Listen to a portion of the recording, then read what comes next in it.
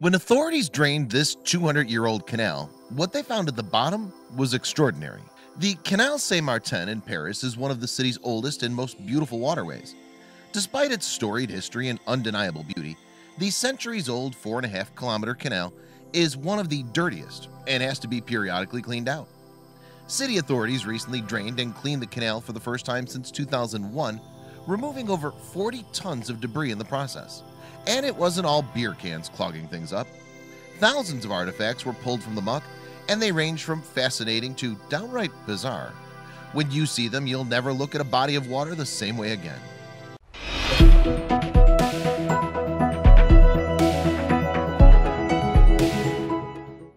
The Canal Saint-Martin in Paris, France has a very rich history, though you'd never know it from just looking at this photograph. Instead of looking like something from the pages of a history book, it resembles a garbage heap, but it wasn't always this way. The canal's construction was ordered by none other than Napoleon Bonaparte in 1802. Napoleon did a lot to improve the infrastructure of Paris, making the capital city habitable and comfortable in a way it had never been before. The canal was designed to bring fresh water to Paris's rapidly growing population. This meant that fewer folks were using standing water, making the population much healthier. It also provided an avenue for commerce, which was a real boon to the city's economy. City authorities recently dammed and drained the canal for the first time since 2001. Because of the state of the canal today, regular draining and cleaning is integral to keep it operational and keep conditions near it safe. When it was first built, the canal was a total godsend, changing the lives of the city's residents. But as the city grew, the canal was put under immense strain. Today, while the canal is still scenic, it has mostly become a watery garbage dump. In typical French fashion, funding for the drainage project was procured through a tax on wine. Keep that little bit of trivia in your pocket the next time you're at a party and someone gives you a bit of a hard time for indulging in a second glass of French vino. Workers descended into the canal bed to begin the cleaning process. You can already tell from this overhead shot alone that they are going to need a lot more than a couple of nets and a handful of buckets to get this tough job done. So far, they've removed over 40 tons of debris and counting. The fact that so much has been removed from the canal and that there's still so much to go is practically unthinkable. It might have been a while since it was last cleaned, but those numbers are outrageous. It's a bizarre sight for the city's residents to see the waters of the canal so low and the bits of trash that have yet to be cleaned up gathering on the muddy shores on either side of the water. Talk about a total eyesore. Still fascinating to see. The water's still so low that you can practically walk across it. In fact, several residents of the area didn't think twice when it came to tromping through the drained canal if it meant shaving a couple minutes off their commute. The cleanup crew found a whole lot of wine bottles, which wasn't surprising. Wine is, after all, one of the preferred beverages in France.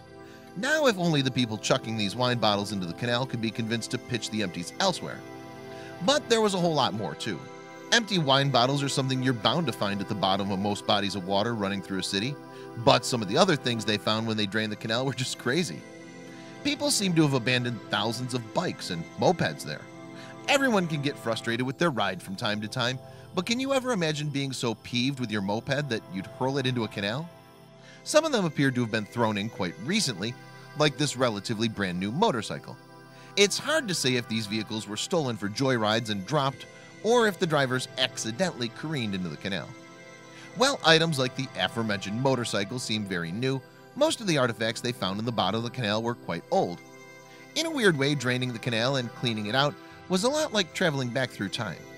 Even though they were mostly everyday objects, the items found in the canal seemed to carry a certain kind of historical dignity. It's amazing how items from the past can seem to bring with them memories about bygone days. For the workers who got a chance to participate in helping drain and clean out the canal, it was like wading into the city's rich past.